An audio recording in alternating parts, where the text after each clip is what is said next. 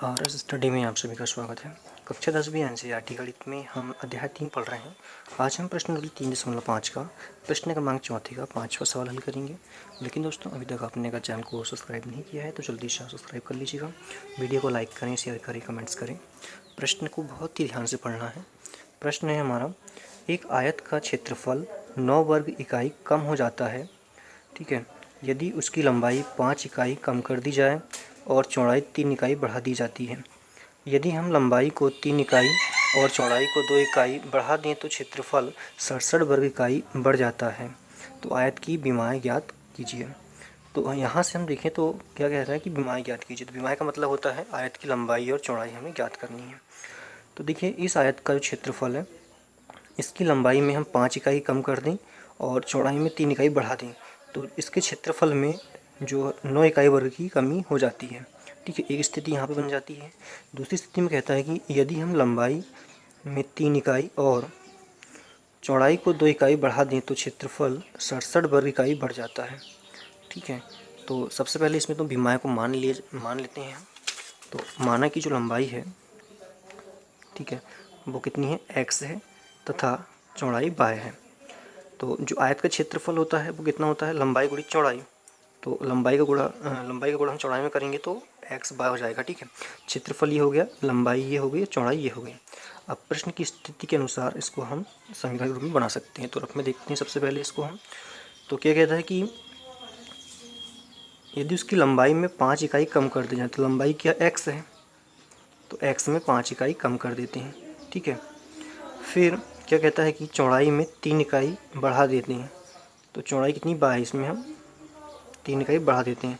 तो इसका जो क्षेत्रफल है उसमें 9 वर्ग इकाई जो है वो 9 वर्ग इकाई की कमी आ जाती है बोलते हैं। तो इसका क्षेत्रफल क्या है, x बाय, तो इसमें 9 हम घटा देंगे। तो देखिए, ये तो होगी पूरी लंबाई और ये होगी चौड़ाई। जब लंबाई गुणा चौड़ाई में होगा तो इसका जो क्षेत्रफल है वो प्राप्त हो जाएगा हमें। तो क्षेत्रफल में यहाँ पे क्या कहा गया कि 9 वर्ग इकाई कमी हो जाती है। तो इसको हम आगे हल करके समीकरण 1 बना सकते हैं। ठीक है, उसी प्रकार फिर सेकंड स्थिति में, ये तो पहली स्थिति हो गई, इससे तो एक रैखिक समीकरण बन जाएगा हमारा। अब दूसरी जो स्थिति क्या कहती है कि यदि हम लंबाई को 3 इकाई, मतलब लंबाई के यहाँ पे x है तो इसको 3 इकाई बढ़ा देते हैं, बढ़ाने का मतलब जोड़ देते हैं, और चौड़ाई जो है 2 वर्ग इकाई बढ़ा देते हैं तो इसमें 2 वर्ग इकाई बढ़ जाती है। तो इसका जो क्षेत्रफल वो 67 वर्ग इकाई की बढ़ोतरी हो जाती है, बढ़ जाती है। तो x से y में 67 जोड़ देना है। तो इस तरह से हमें दो समीकरण निकाल लेने हैं। ठीक है, तो आइए इसी तरह से इसको हम हल करते हैं। तो सबसे पहले मानना है हमें, तो देखिए यहाँ पे हमने आयत की जो इकाई है उसको x इकाई मान लिया है और आयत की चौड़ाई है उसको y इकाई मान लिया है। ठीक है, जब x बाय लंबाई चौड़ाई होगी तो इसका जो क्षेत्रफल है लंबाई गुणा चौड़ाई होता है, तो यहाँ पे x बाय हो जाएगा इसका क्षेत्रफल। अब प्रश्न अनुसार इसको हम हल करेंगे। प्रश्न अनुसार, तो प्रश्न अनुसार यहाँ पे हमें आयत की नई लंबाई और नई चौड़ाई मिलेगी यहाँ पे। ठीक है, तो प्रश्न क्या कहता है, तो देखिए, तो क्षेत्रफल के बारे में कहा गया है, यहाँ से बढ़ते हैं। उसकी लंबाई 5 इकाई कम कर दी जाती है। तो प्रश्न अनुसार जो स्थिति पहली है इसकी, मतलब स्थिति नंबर 1, स्थिति नंबर 1 के अनुसार जो आयत की नई लंबाई हो जाएगी वो क्या हो जाएगी, देखते हैं। आयत की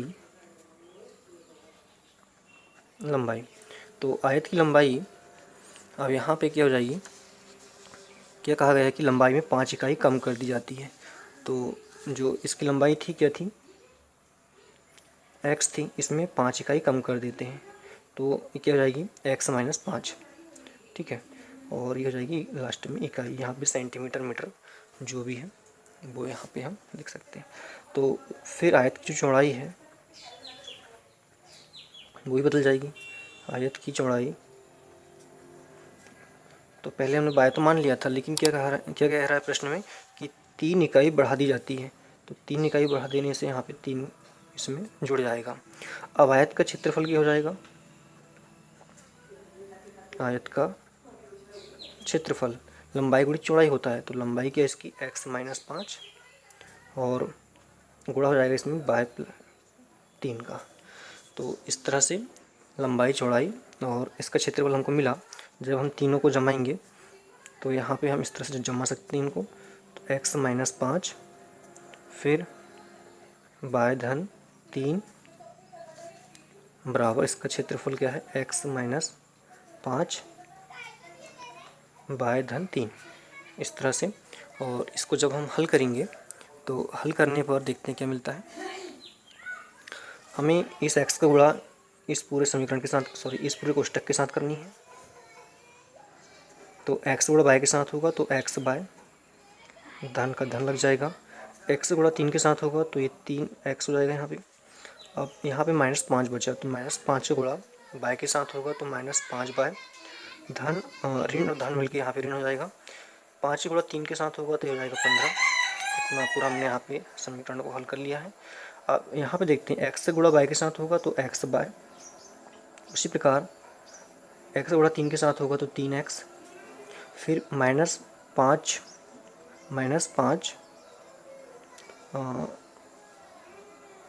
यहाँ पे ये नहीं आएगा क्योंकि हमें प्रश्न में क्या कहा गया है,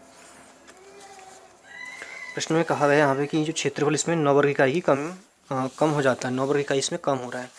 तो x बाय -9, ठीक है, यहाँ पे थोड़ा सुधारना, x बाय -9 हो जाएगा यहाँ पे।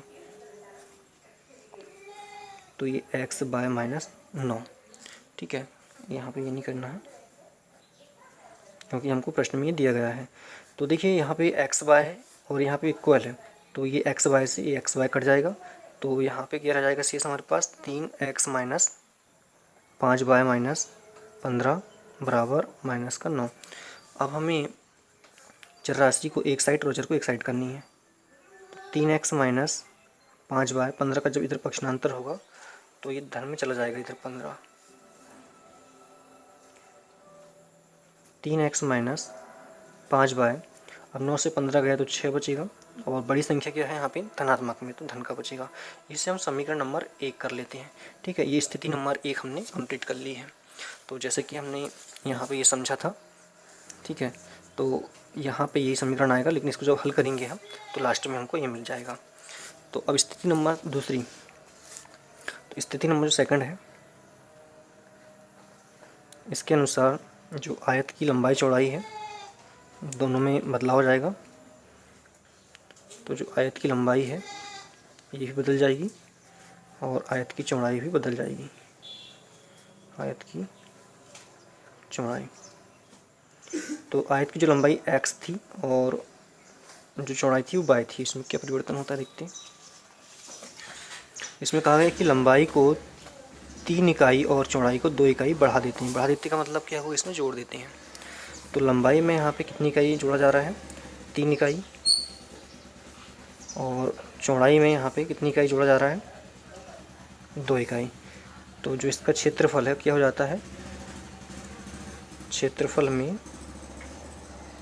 67 वर्ग इकाई की बढ़ोतरी हो जाती है। ठीक है, तो इसको हम जमा लेते हैं अब। तो इसको जमाने पर क्या हो जाएगा, x धन 3 बाय धन 2 बराबर क्षेत्रफल कितना है, x बाय धन 67। ठीक है, तो जब इसको हम हल करेंगे तो x का गुणा y के साथ हो जाएगा तो हो जाएगा x बाय, x गुणा 2 के साथ होगा तो 2x, फिर धन 3 का गुणा y के साथ होगा तो 3 बाय, धन 3 का गुणा 2 के साथ होगा तो 3 दूनी 6, और यहाँ पे x बाय धन 67 है। तो ये दोनों कट जाएंगे यहाँ पे,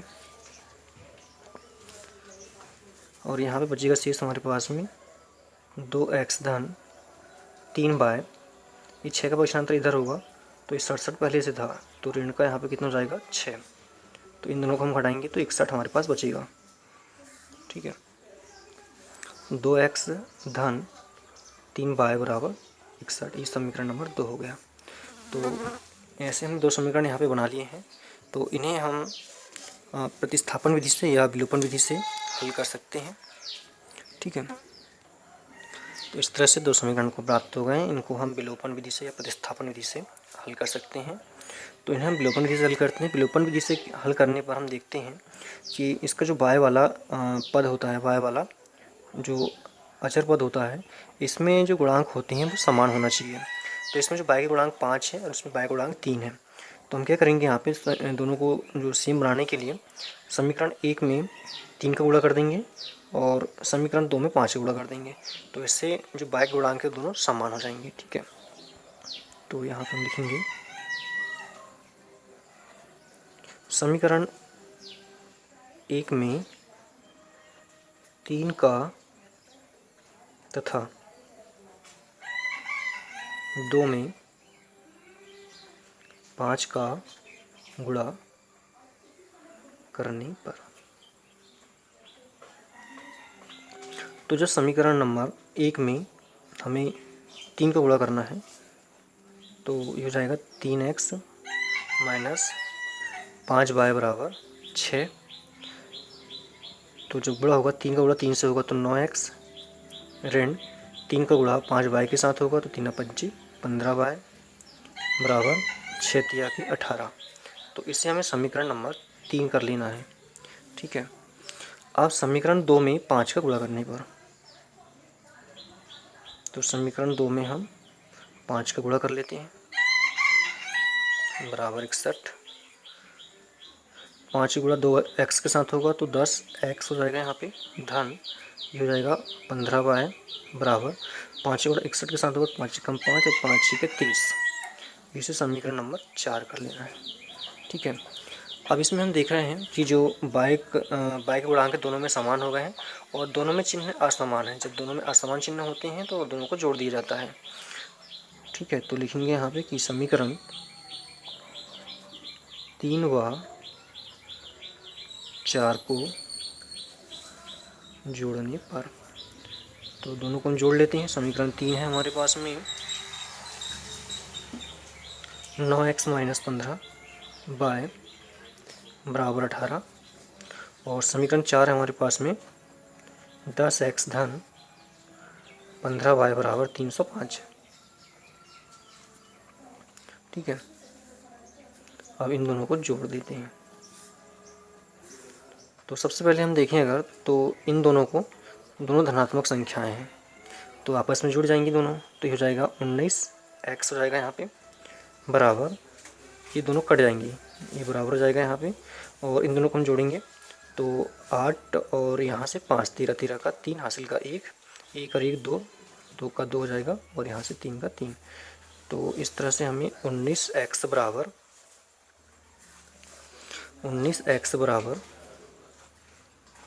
323 प्राप्त होता है।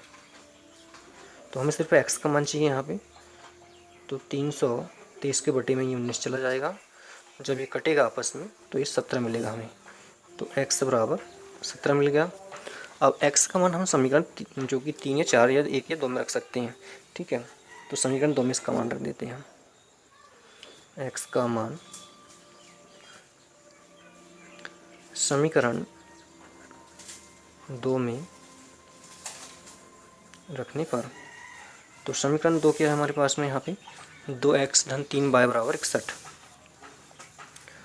तो 2x की जगह पे क्या जाएगा 17 धन 3y बराबर 61।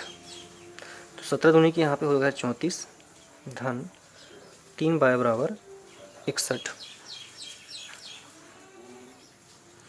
तो 3/61, इस 34 का पक्षांतर जब हम इधर करेंगे तो माइनस में चला जाएगा। तो यहाँ पे 3/, बराबर, तो इन दोनों को जब हम आपस में घटाएंगे तो ये हो गया कितना 11। 11 में से जब 4 जाएगा तो कितना बचेगा हमारे पास में 7। ठीक है, 11 में से 4 गए तो 7 बचा। अब यहाँ हो गया 5, 5 में से 3 गया तो 2। 3 का पक्षांतर इधर हम करेंगे तो भाग में चला जाएगा। ये 3 9 के 27। तो जो y का मान है हमारे पास में कितना हो जाता है 9। तो इस तरह से हमें x और y के मान मिल जाते हैं। x का मान हमने निकाला 17। ठीक है, तो इस तरह से हमने x और y के मान निकाले हैं। तो प्रश्न में हमसे पूछा गया था कि आयत की विमाएँ ज्ञात कीजिए। तो जो आयत की विमाएँ हैं वो हमने x और y के रूप में माना था। ठीक है, तो दोनों की लंबाई हमको मिल गई है। तो एक्स जो माना था हमने, तो एक्स बराबर हमको 17 मिला था, तो 17 इकाई हो जाएगा। और बाय के बराबर में, बाय बराबर हमने क्या चौड़ाई माना था, चौड़ाई को हमने बाय माना था, तो चौड़ाई हमको यहाँ पे 27 9 मिल जाएगी, यहाँ पे 9 इकाई। ठीक है, तो इस तरह से जो इनकी विमाएँ कहना चाहिए कि एक्स बाई के रूप में माना था हमने, तो 17 9 के रूप में हमको यहाँ पे मिल जाती है। अगर क्षेत्रफल निकालना तो इन दोनों का हम गुणा कर सकते हैं। ठीक है, इस तरह से हमारा ये कहना चाहिए कि प्रश्नावली समाप्त होती है। धन्यवाद।